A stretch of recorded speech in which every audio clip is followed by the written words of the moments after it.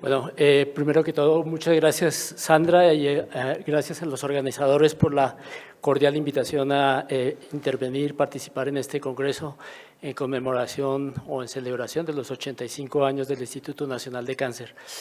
Lo que quiero hacer hoy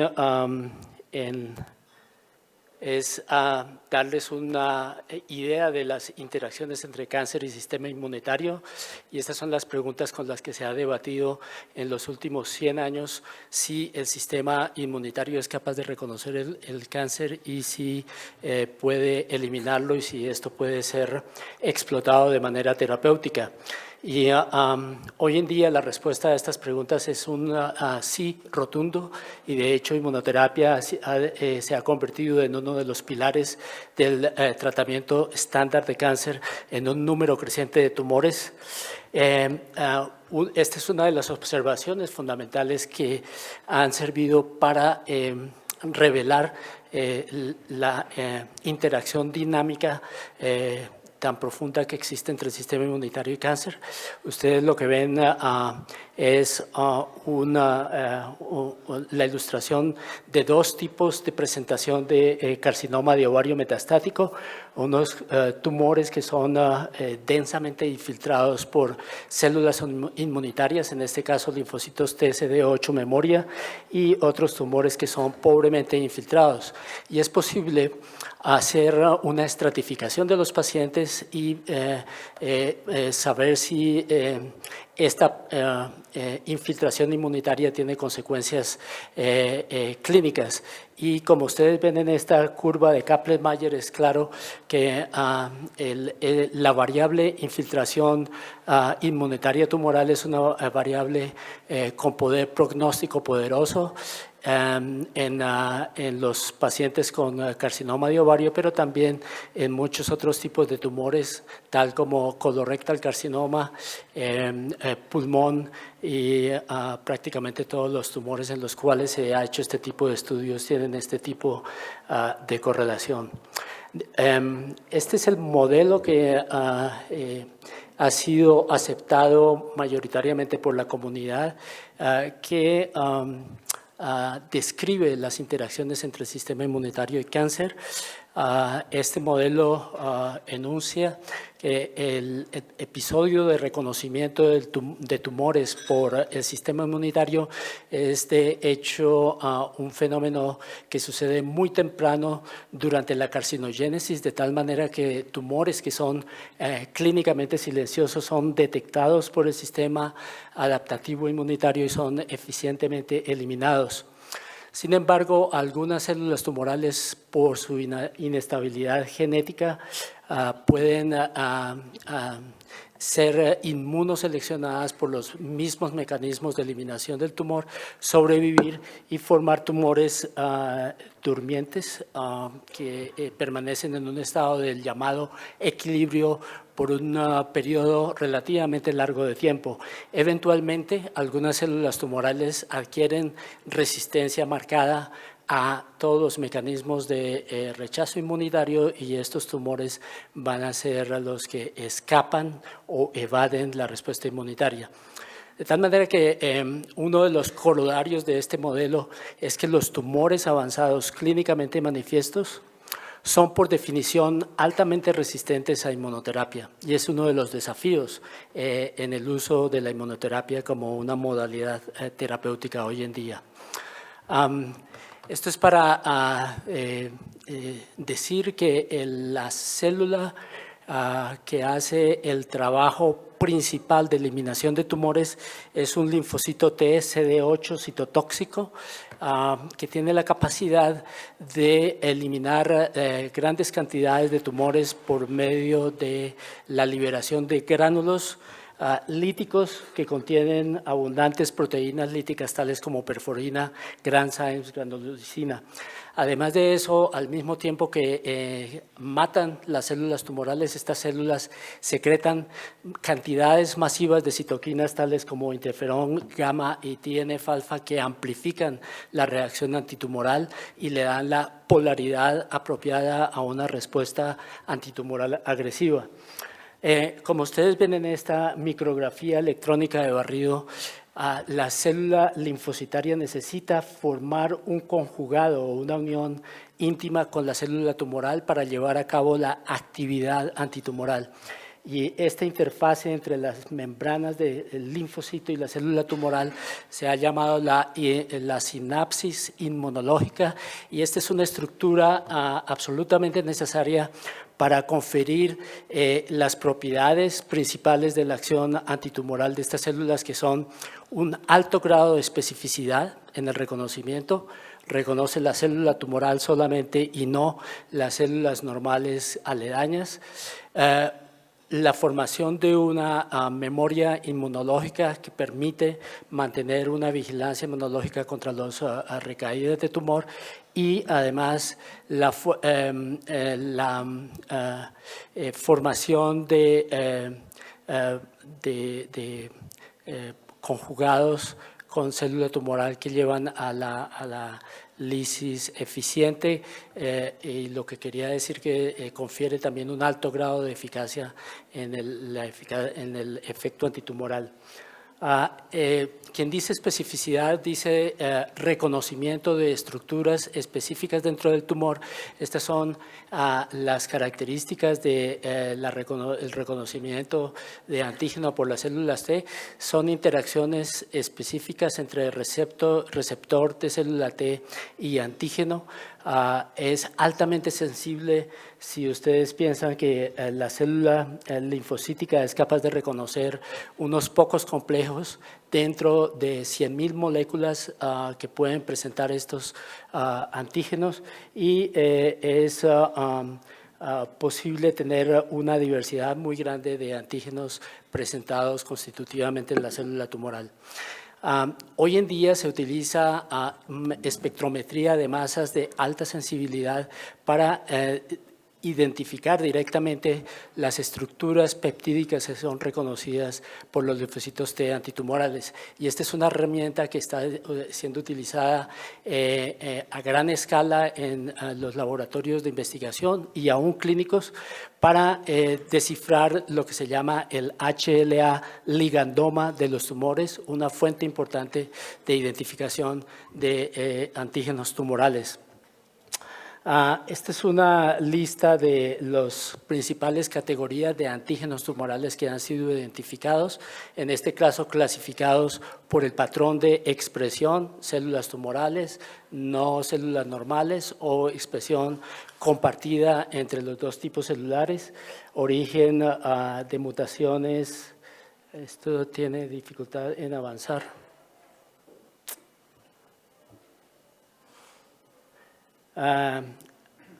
Antígenos sobreexpresados, antígenos mutados, origen viral.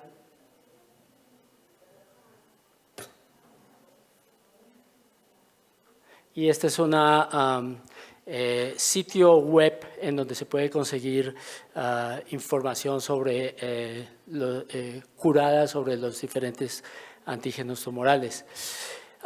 Hoy en día los antígenos que están de moda por sus características de potencia particularmente elevada en inmunoterapia de cáncer son los neoantígenos. Son antígenos que son generados por las mutaciones somáticas de los tumores que tienen un mayor número de mutaciones somáticas como pulmón y melanoma son particularmente inmunogénicos, queriendo decir particularmente visibles para el sistema inmunitario por un número elevado de neoantígenos. La desventaja de estos neoantígenos humanos desde el punto de vista terapéutico es que son absolutamente individuales, y entonces hablamos de vacunas individuales, para lo cual es necesario identificar estos neoantígenos a través de métodos masivos como la espectrometría de masas o la secuenciación paralela masiva de los tumores a fin de identificar estos antígenos, uno para cada paciente. Voy a brevemente, en los 5 minutos restantes, repasar algunos de los aspectos importantes de la respuesta antitumoral contra antígenos tumorales, ya sean neoantígenos o antígenos compartidos. Esta respuesta se inicia en el momento en que los antígenos tumorales son liberados por una célula tumoral que muere por acción del mismo sistema inmunitario o por quimioterapia o por radioterapia.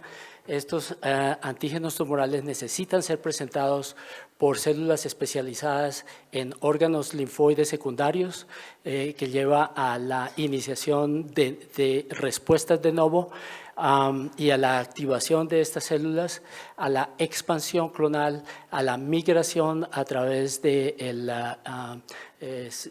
torrente sanguíneo y a la llegada al tumor, en donde van a eliminar las células tumorales y van a constituir un ciclo de inmunidad tumoral que puede ser alimentado positivamente si todas las condiciones de esta secuencia de eventos están intactas.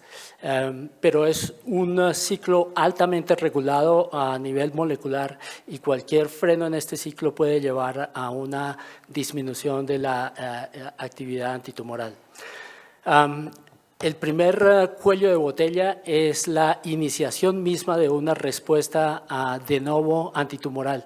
Es un evento raro, y es raro porque requiere condiciones muy estrictas: una localización geográfica del órgano linfoide secundario, una afinidad de la célula T por el antígeno tumoral, y además de eso, el concurso de 3 señales para poder activar productivamente la célula T. La primera señal es la señal que va por el antígeno hacia el receptor T, que necesita ser dada al mismo tiempo, sincrónicamente con la segunda señal, que es nada más ni menos que una señal coestimulatoria que va a través de un correceptor llamado CD28, y la tercera señal es una citoquina que está en el milieu y que debe ser generalmente la interleuquina 12. Y es el concurso de estas 3 señales actuando en conjunto que lleva a la activación productiva de un linfocito T. Siguiente cuello de botella es el hecho de que los linfocitos T, una vez activados, expresan de novo en su superficie una serie de receptores estimulatorios llamados coestimulatorios y una serie de receptores coinhibidores, tal como lo ven ustedes aquí en este cartoon: positivo coestimulatorio, negativo coinhibitorio. Y aquí venimos al primer punto de control o checkpoint inmunitario importante, que es el CTLA-4. Inicialmente se pensó que era una molécula coestimulatoria, pero fue el mérito de James Allison, uno de los premios Nobel por estos descubrimientos el año pasado, quien reconoció que se trataba en realidad de una molécula de la familia de los receptores coestimulatorios, pero con actividad inhibitoria del linfocito T. Es una molécula que actúa para frenar la magnitud y el grado de diferenciación de los linfocitos T recién activados en el sistema inmunitario, y como tal es una molécula regulatoria potente que contribuye a modelar el tipo de respuesta inmune tanto en cantidad como en calidad. De hecho, el el receptor CTLA4 utiliza los mismos ligandos que el receptor coestimulatorio CD28, solo que tiene una afinidad 10 veces más alta por estas moléculas que es CD28, de tal manera que en el linfocito recién activado el default es la señal inhibitoria porque CTLA4 le roba, por decir así, los ligandos al receptor coestimulatorio. Y de nuevo fue James Allison quien reconoció que si se genera un anticuerpo capaz de ligarse a CTLA4 sin transmitir una señal a través de ese receptor, se obtiene la inversión de esta polaridad porque de un lado se bloquea la señal inhibitoria por CTLA4, se liberan los ligandos para CD28 y se reinstituye la señal coestimulatoria. El segundo aspecto es el de la migración linfocitaria. Es un evento también altamente regulado. Me queda solamente un segundo, ya pasó, así que no puedo entrar en los detalles. Pero, Continúe. Gracias. Digamos que en general esto es lo que determina. La eficacia de la migración es un determinante mayor de si un tumor está bien infiltrado por linfocitos T o pobremente infiltrado, y como decía al comienzo, este es un evento determinante para el pronóstico del tumor primario pobremente infiltrado o ricamente infiltrado. Entonces, esta es una analogía para decir que la mayor parte de los vasos que irrigan los tumores son anormales y el tráfico de linfocitos T puede ser imaginado como el tráfico, el trancón clásico de Bogotá, en donde es muy difícil llegar al sitio de trabajo y cuando se llega muchas veces demasiado tarde. Y esto es lo que determina tumores ricamente infiltrados, hot tumors, y tumores pobremente infiltrados, cold tumors. Jerga la van a encontrar con frecuencia en las charlas de los inmunólogos, oncólogos clínicos. Y estas son algunas moléculas que se han identificado como importantes blancos para terapia inmunitaria, que tiene como objetivo mejorar la infiltración de los tumores por linfocitos T. El endothelin receptor B, Fast ligand y, por supuesto, los vascular endothelial growth factor. Pero hay algo nuevo que ha sido comprendido en los últimos años, y es que además de estos factores vasculares, hay un factor tumoral cardinal en regular la infiltración por linfocitos T. Y ese factor es no una célula tumoral en sí misma, sino de hecho la misma célula dendrítica profesional presentadora de antígeno, cross presentadora, que en este caso se caracteriza por la expresión de la integrina CD103. Los tumores deben ser infiltrados por estas células dendríticas, es la condición sine qua non para tener un reclutamiento eficaz de linfocitos T y además para poder retenerlos, esos linfocitos T, en el tumor durante el tiempo. Muy importante como célula tumoral, su presencia, su infiltración es regulada por quimoquinas y ella a la vez es capaz de secretar quimoquinas que son capaces de atraer linfocitos T hacia el lecho tumoral. ¿Qué pasa cuando los linfocitos T llegan al lecho tumoral? Ellos están expuestos a una estimulación crónica por la señal 1. Y a diferencia de una respuesta inmunitaria aguda en donde el antígeno es eliminado y la respuesta inmunitaria se comporta como en los libros clásicos de inmunología, la estimulación crónica por antígeno lleva a una diferenciación alterna de los linfocitos T que se llama fatiga linfocitaria. Es un mal nombre porque en realidad no describe un estado de hipofuncionalidad de los linfocitos T, pero en realidad corresponde a una diferenciación gobernada por la exposición crónica a antígeno que está encaminada a optimizar la función de los linfocitos T de tal manera que se obtenga una función inmunitaria con el mínimo de inmunopatología y de daño colateral al tejido de residencia. Y los tumores explotan este mecanismo desarrollado por el sistema inmunitario para evitar autoinmunidad a su favor. Estas son las características de los linfocitos fatigados o extenues, tal vez, debe ser una palabra en castellano, estoy olvidando el castellano, extenuados. Y el signo cardinal de esta diferenciación es la sobreexpresión de los mismos receptores coinhibitorios que son expresados 1 o 2 días después de la activación productiva por los linfocitos T. Y aquí venimos a segundo punto de control inmunitario o checkpoint inmunitario fundamental para la inmunoterapia moderna, es el PD-1.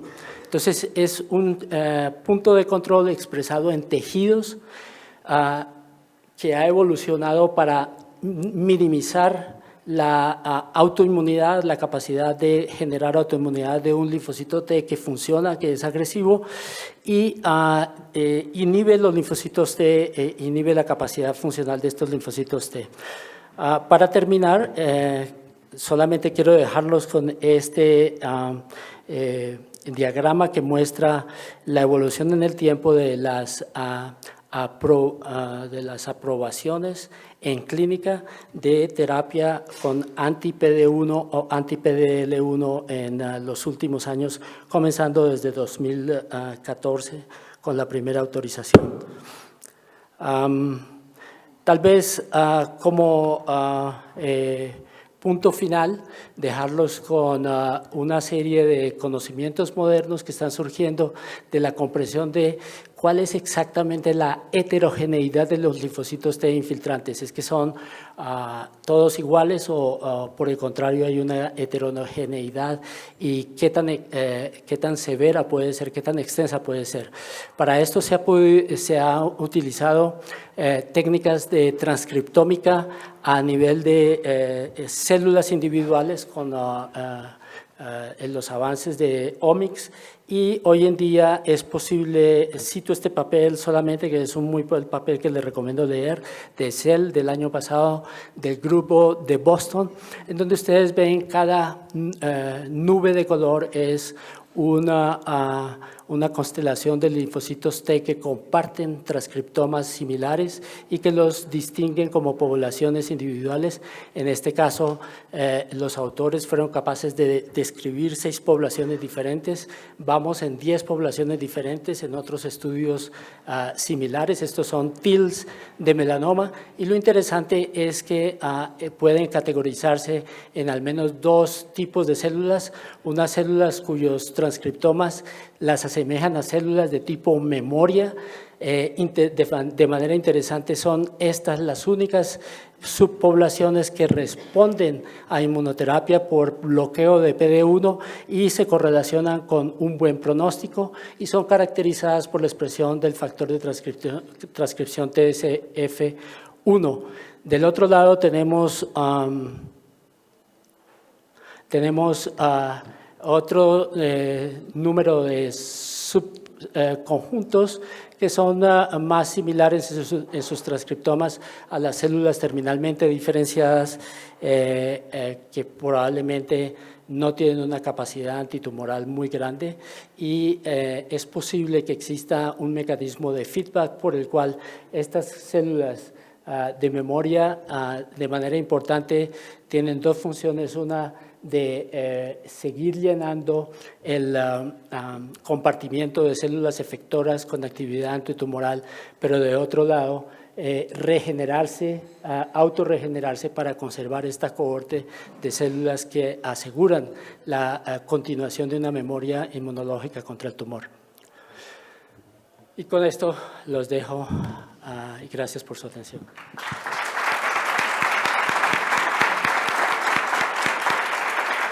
Muchas gracias, doctor. Una charla muy interesante. ¿Hay alguna pregunta por parte del auditorio? Sí, ¿está el micrófono para las preguntas?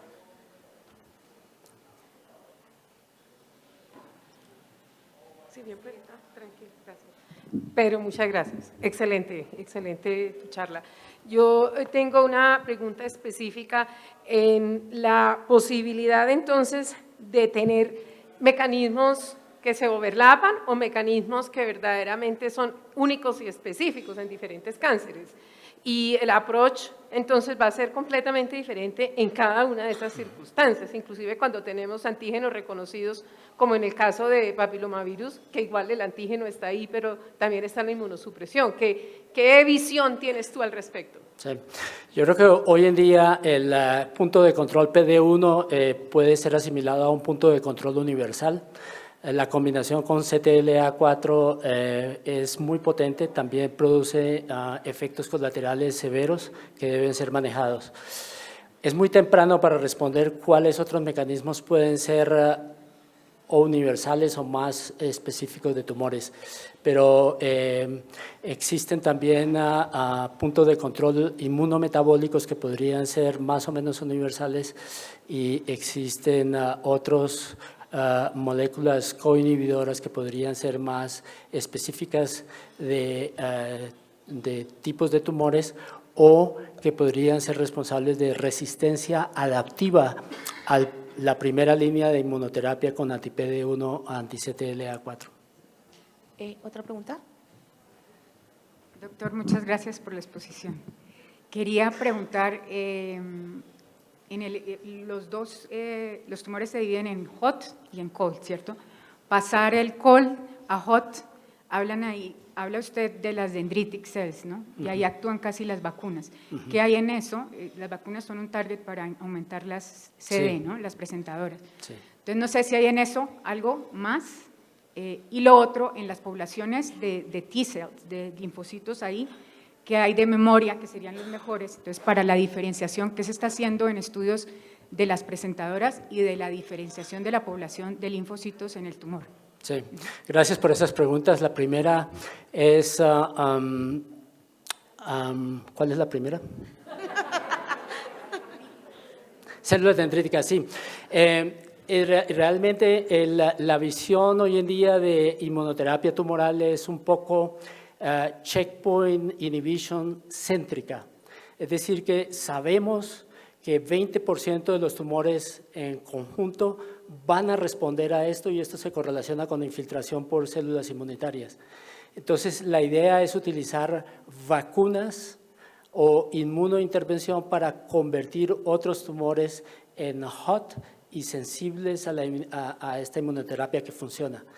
En eso las vacunas juegan un papel fundamental y en este momento hay miles de ensayos clínicos probando las señales clínicas de la combinación de vacunación en tumores resistentes o naturalmente resistentes a checkpoint blockade con checkpoint blockade.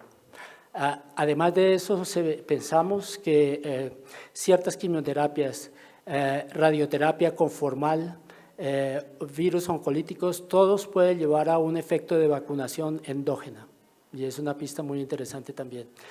El segundo punto es que podemos hacer para convencer a los linfocitos de hacerse más memoria y menos efectores. Metabolismo. Y de hecho es uno de los intereses en mi laboratorio y es posible entrar con inhibidores metabólicos en los primeros 3 días de activación de una célula naïve y por este medio llegar a un aumento de la cohorte de células que se comprometen a diferenciarse células memoria. Tenemos una última pregunta. Pista interesante. Solo para agregar un poco con respecto a la experiencia de MD Anderson, los ensayos clínicos que buscan cambiar los tumores fríos a calientes. Por favor, acércate al micrófono, gracias. Están grabando. Perdón, para agregar a la respuesta de cómo convertir tumores fríos a calientes y mejorar la respuesta de inmunoterapia con PD1 CTL4. Por el tipo de ensayos clínicos que conozco en MD Anderson y es crioablación, por ejemplo, para inducir mayor migración de células T al tumor y después tener las células que van a ser el blanco de actividad de la inmunoterapia. BCG también Y con lo de espérate, me acuerdo. Crioablación, BCG, pero sí, utilizar combinación de, la mayoría de los ensayos clínicos ahora es combinación de múltiples checkpoints que permitan atacar las células o inducir la activación celular a diferentes puntos y en diferentes pasos a través de la cascada que usted describió. Completamente de acuerdo. Gracias. Una Gracias. última pregunta. Doctor, una pregunta. Quiero conocer su visión sobre los efectos secundarios a largo plazo.